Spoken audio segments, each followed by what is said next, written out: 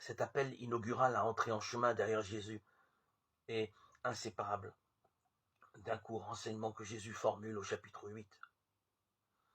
Après avoir enseigné l'itinéraire que doit aller le Fils de l'homme, Jésus déclare: « Si quelqu'un veut venir derrière moi, qu'il se renie lui-même, porte sa croix et me suive. » Marc 8, 34.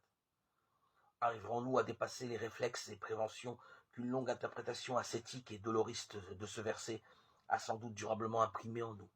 Il le faut pourtant, sous peine de ne pas comprendre la fonction de matrice que l'évangile de Marc donne au chemin de Jésus.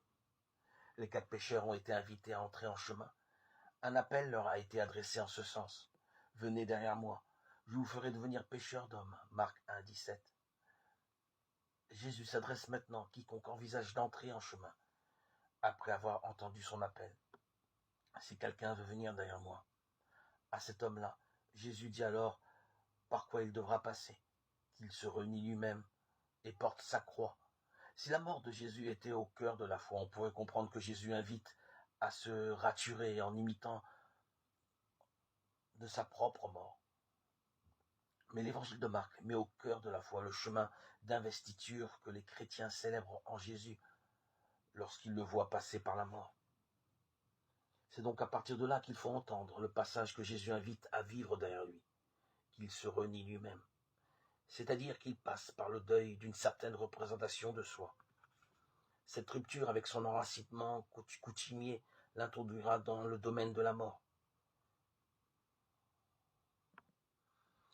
Quiconque veut venir derrière Jésus doit ainsi porter sa croix, c'est-à-dire passer par cette réclusion dans la mort.